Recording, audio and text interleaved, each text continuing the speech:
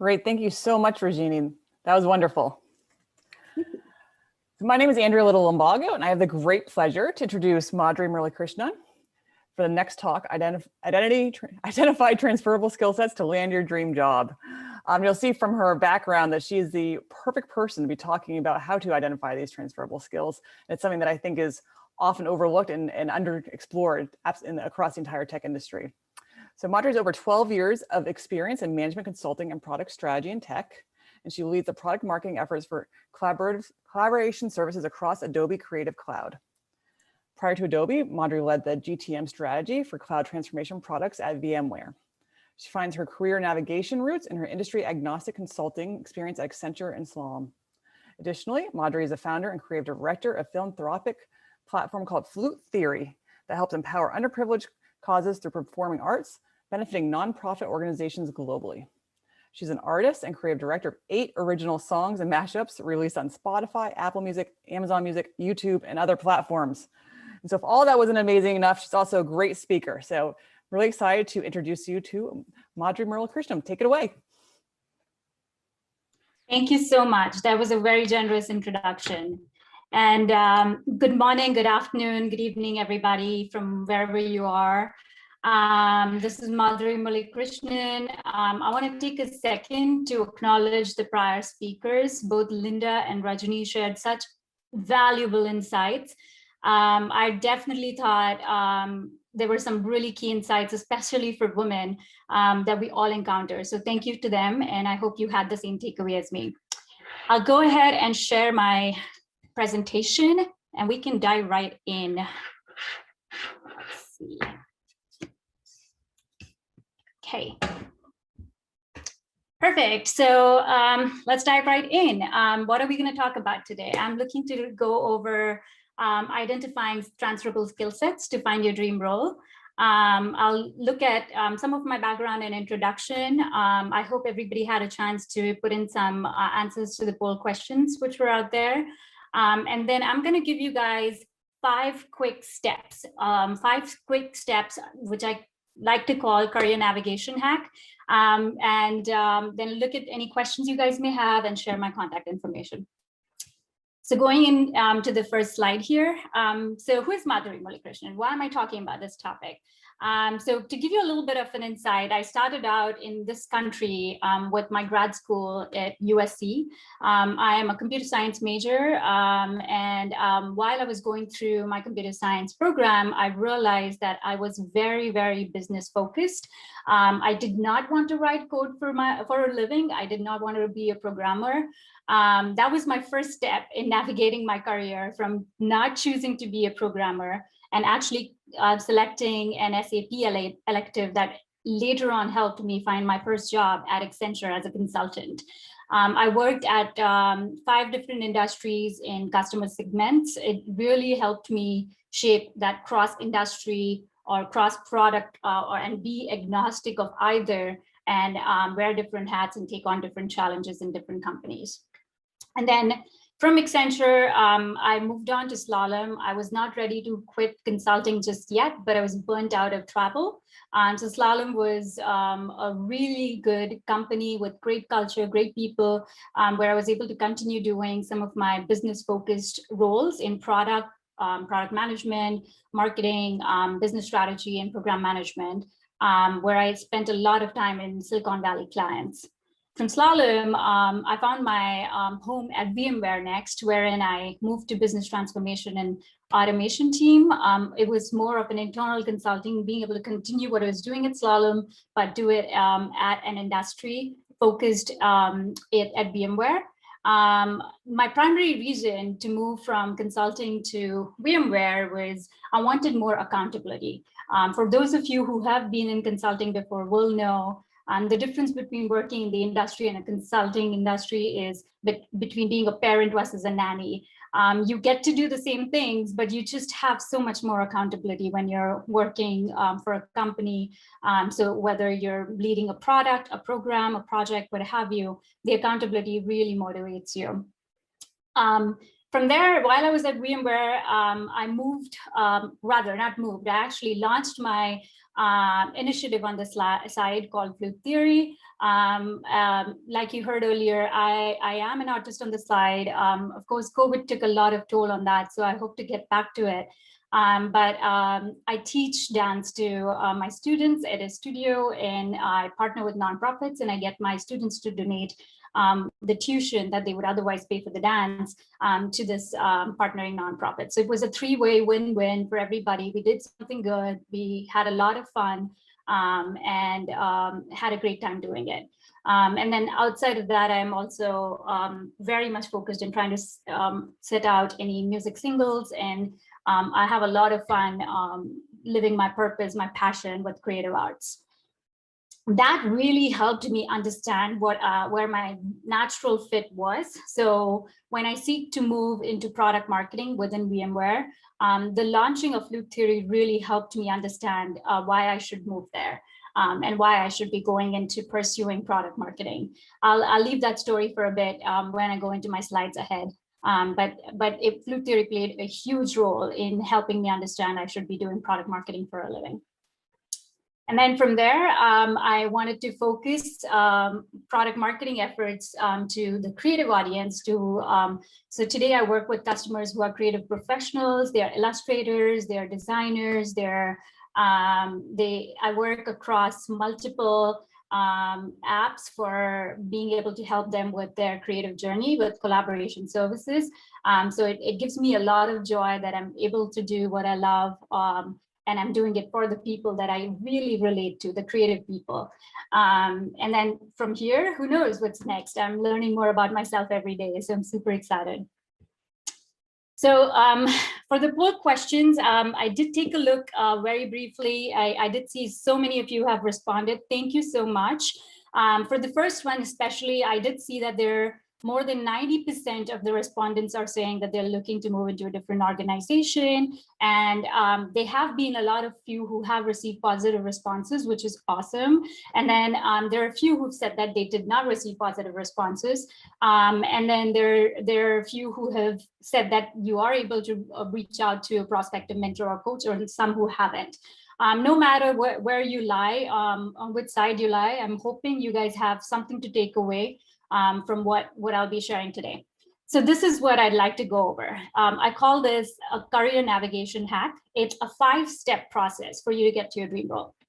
The first one is to find your why. I will get into each one of these as I go through all of them. But for now, the first one to focus is to find your why. The second one is to identify your transferable skills. The third one would be planning for your skill gaps. The fourth one would be able to list all your areas of growth. And the fifth one would be to network and apply. And then you're, boom, getting to your dream role. So let's get into each one of these. Finding your why. Why do you need a why? I strongly believe you need a why for a variety of reasons. But the few of them that I've listed here is, one, it gives you a clarity on what it takes to be a potential fit.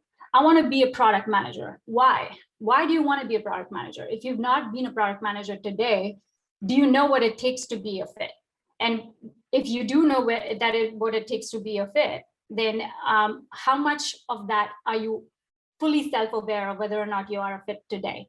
So if you're able to communicate why with complete clarity on what it takes to be a potential fit, your future hiring manager or your future recruiter will be able to see whether or not you have come prepared to understand what it takes to be a potential fit for this role.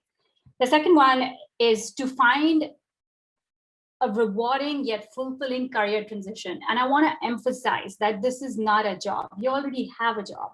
You want a career transition. So it has to be more meaningful than you wanting a job. So need a why to demonstrate that you're not just looking for a job, you're looking for a career transition. Third is to being able to influence how you're being perceived. When a hiring manager is looking at you, they are making some perceptions about yourself, of what you do, how you present yourself, what's your clarity on things. If you come prepared completely, they're going to be on your side. They're going to be your coach. They're going to be your mentor, and they're going to be your cheerleader.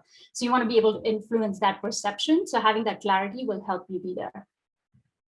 And then it also shows that your own level of investment in your career, you have to be in the driving seat. You have to be the driver's seat, because that's what tells people that you're just looking for directions. You're not looking for someone else to drive your car.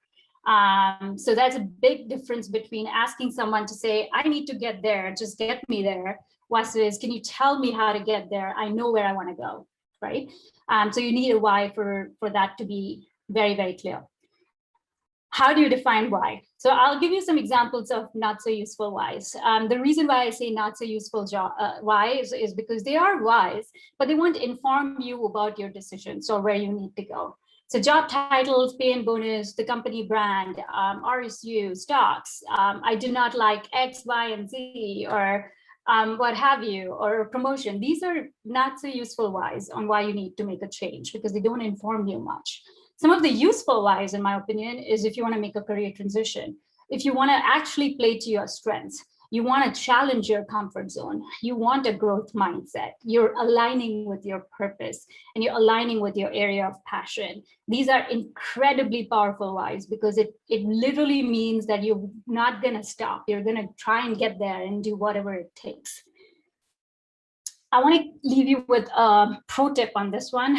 So an example of not so great why would be, I'd like to move to product marketing because I'm not happy in my current role. Doesn't tell me much on why you want to move. But if you say, I'd like to move to product marketing to leverage my strengths from launching my own brand on the side, I created this brand from concept to launch, starting from messaging, positioning, market fit, customer engagement, GTM strategy, and I find my areas of passion and strength naturally aligned towards this role. That gives the future recruiter or your hiring manager something to do, something tangible. It tells them that you've done some of this before. You know what this role is about, and you know what it takes to be part of it. And this is actually one of the biggest reasons why I was able to move internally at VMware, since I was able to communicate what I did with my Fluke Theory launch, how it aligned really well with what my professional career pursuits were looking. So definitely use that. The second one is to be able to identify transferable skills.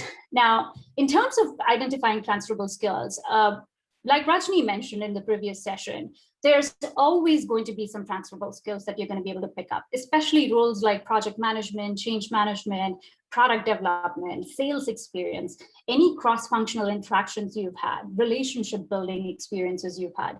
These are incredibly valuable, and you will find them very useful, whether you're in a technical role or in a business role. If you're coming from a business to a technical role, or you're coming from a technical role to a business role, any transferable skill sets that you can pick from your current or previous experiences will be super helpful. So I really urge you to list all of that, all of your transferable skill set.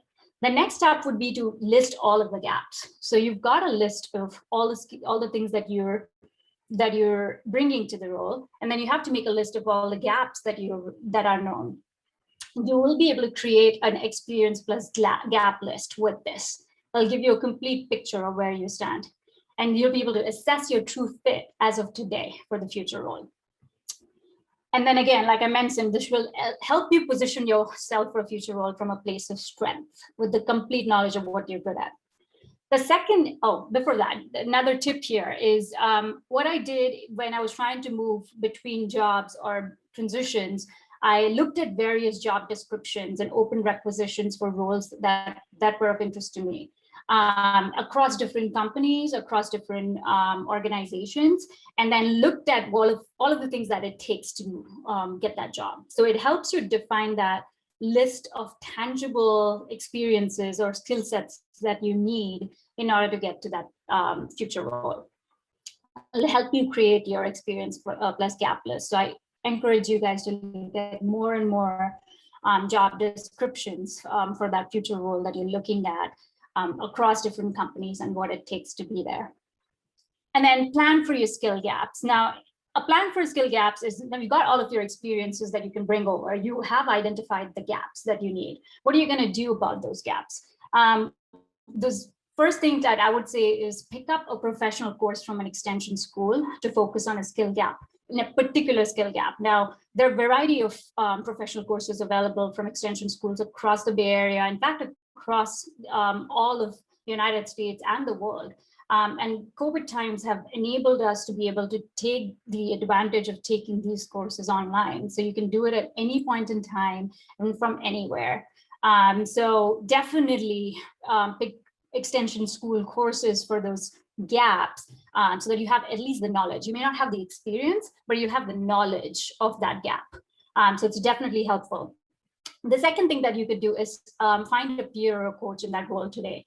Now, when I say you should find a peer or a coach, it's like finding a peer or a coach is like, you know, any relationship. Take friendships. You can't just go to anybody at work and be like, hey, can you be my friend?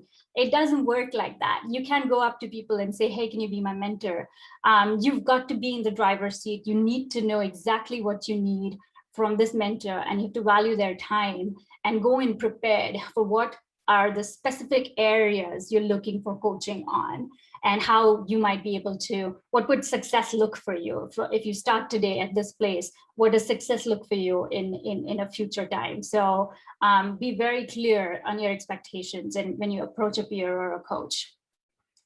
And then sign up for a shadow program. So if you're at VMware, I know that they had so many amazing take 1, take 2, take 3 programs that help you shadow into a different role, or it's a career rotation program that helps you do that role for a certain time. And it's a great way to understand whether that role is a fit for you or not. So if you have opportunities like this in your company, please by all means make sure to take advantage of it.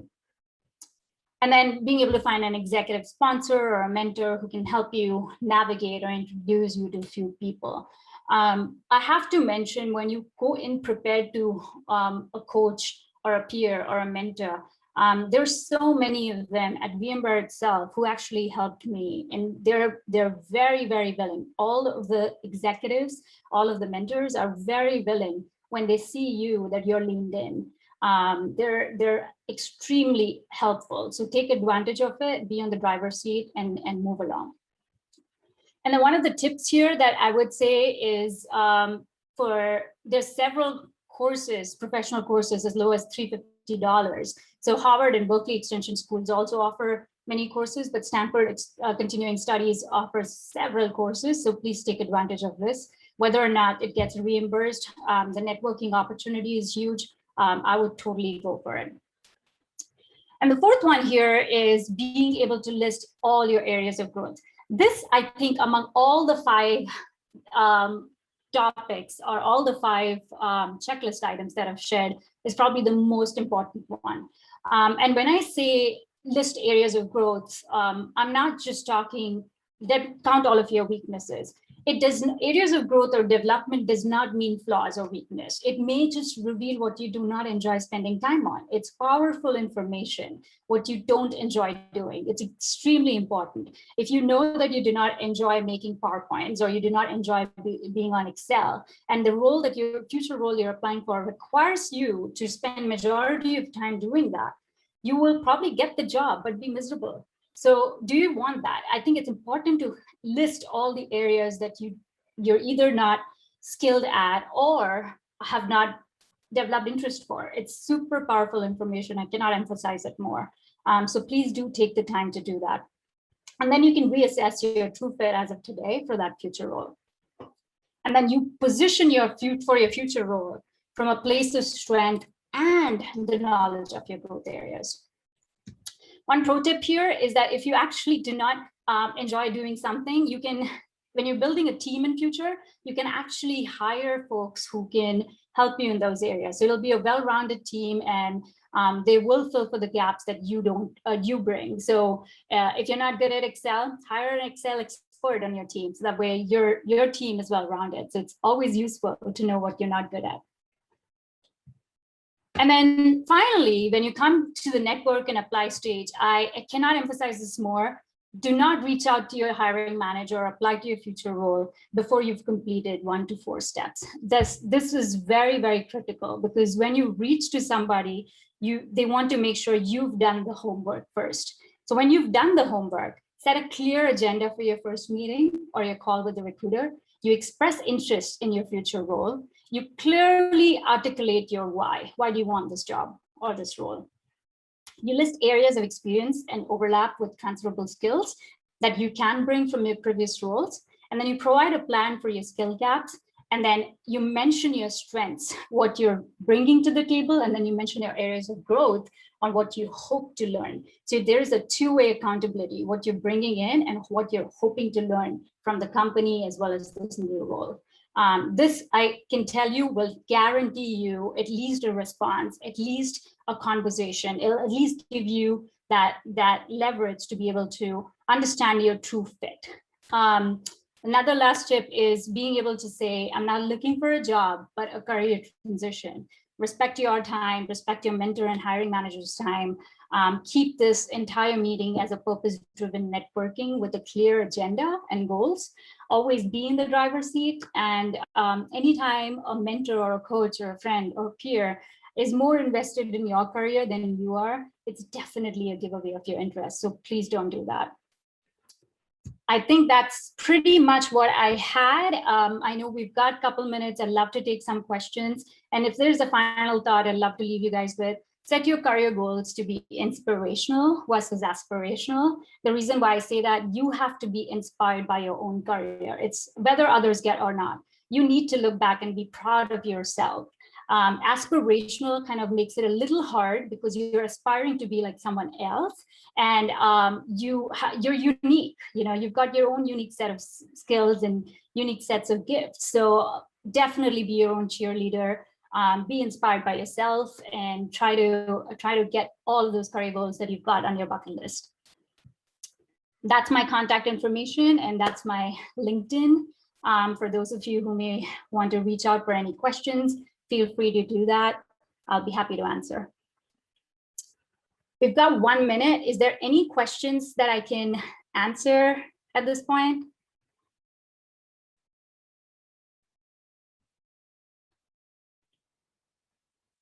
I see one question here. I'll just try to take one because we're out of time. How can you begin to tangibly showcase transferable skills? Like I mentioned, look at the job requisitions, find out the skills that are required, and then make a list of things that you're already doing today. And when you go apply for that role, you can absolutely say, I'm doing these things that you're asking for in the requirement. I'm at time, so I'll stop sharing. Thank you very, very much for joining me today.